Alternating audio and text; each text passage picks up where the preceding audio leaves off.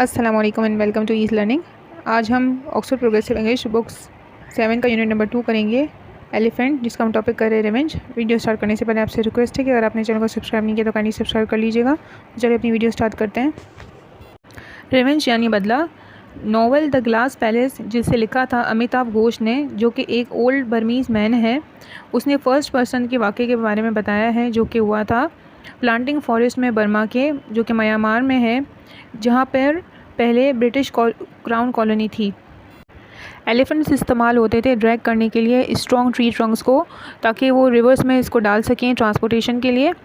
फिर ये लॉग्स जो है वो तेज़ी से जैम कर देते थे उस रास्ते को, और एंड देन एन एलिफेंट, और फिर एलिफेंट जो है अपने स्किल से और वज़न से इसको अनब्लॉक भी कर देते थे जैम को, यानी इसको हटा भी देते थे।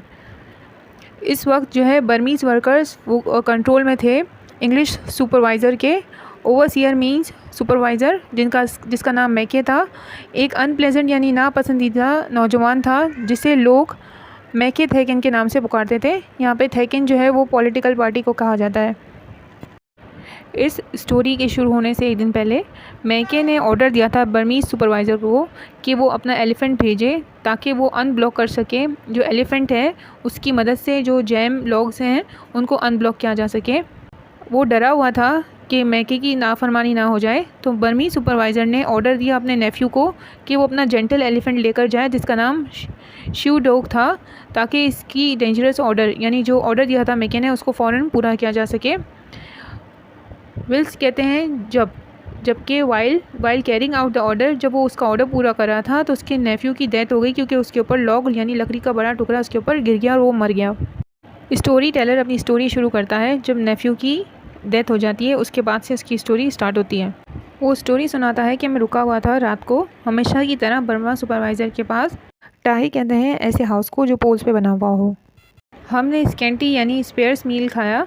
स्कैंटी कहते हैं कम को, स्पेयर्स का मीनिंग भी सेम है, ठीक है। वो मील खाया और उसके बाद मैं बाहर चला गया ताकि स्मोक कर सकूं चीरूट पे। चीरूट जो है एक टाइप का सिगार है जिसके दोनों साइड ओपन होते हैं।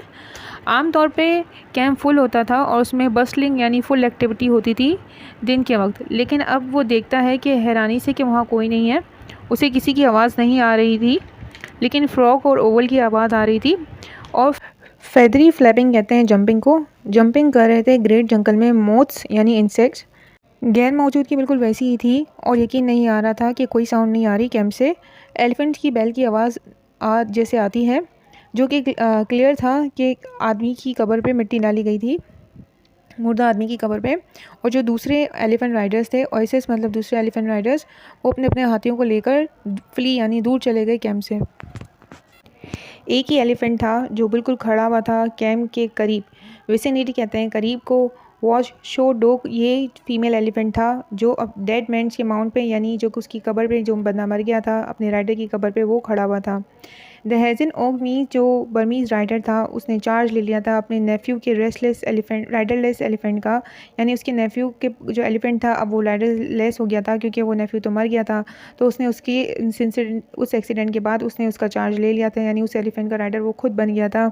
अब वो फीमेल एलिफेंट बहुत रेस्टलेस हो गई थी, उसने कहा, बहुत नर्वस थी और वो बहुत तेज़ी से अपने एयर्स को फ्लैप कर रही थी और क्लॉइंग मीन्स टीयर मोड़ रही थी हवा में अपनी ट्रंक की टिप को। ये बहुत अनकॉमन बात भी नहीं है और ना ही बहुत ज़्यादा अनएक्सपेक्टेड बात है कि एलिफेंट के लिए, क्योंकि वो एक क्रीचर है, उसकी अपनी खुद की हैबिट और अपना रूटीन है। इसलिए जो प्रोनाउंस कहते हैं स्ट्रॉन्ग को अपहीविल कहते हैं, अपसेट को, तो बहुत स्ट्रांगली अपसेट हो गई थी अपने राइडर की गैर मौजूदगी में वो, क्योंकि वो तो चला गया था और तब वो बहुत जेंटल थी, लेकिन अब वो आउट ऑफ टेम्पर हो गई थी, यानी अब उससे गुस्सा आ रहा था और हो सकता है कि वो बहुत ख़तरनाक भी हो सकती थी किसी के लिए भी। इस केस में बर्मीज़ राइडर फैसला करता है कि शू डॉग को रात के खाने के लिए कुछ नहीं दिया जाएगा रूल के मुताबिक। इसके बजाय इसको ले जाया जाएगा एक साफ जगह पे जो कि हाफ माइल दूर है कैंप से, और इसको दिया जाए, इसके आसपास रखी जाएंगी सक्यूलेंट यानी जूसी ट्री टॉप ब्रांचेस, जिसके बाद उसे बांध दिया जाएगा उससे दो इमेंस मीन्स स्ट्रॉन्ग और इमूवेबल ट्रीज़ के दरमियान। और उसे यकीन चाहिए था कि जो है कहीं खुल ना जाए, तो उसने लाइट वेट फिटर्स यानी चेन यूज़ नहीं की, जिसमें एलिफेंट को रात के टाइम पे पेयर्स ऑफ चेन होती है जिससे रात को एलिफेंट को बांध के रखा जाता है, बल्कि उसने आयरन टोविंग चेन्स यूज़ की थी, यानी मजबूत किस्म की चेन्स यूज़ की थी ताकि वो उसको अनटाई ना कर सके एलिफेंट। और ये उसका कहना था कि उसने उसकी हिफाजत के लिए गया था ताकि वो किसी को या खुद को नुकसान ना पहुंचा सके। होप आपको अच्छे से समझ आया होगा। अगर आपको वीडियो अच्छी लगती है तो कहीं लाइक करिए, शेयर करें और सब्सक्राइब ज़रूर करिएगा। ओके, अल्लाह हाफ़िज़।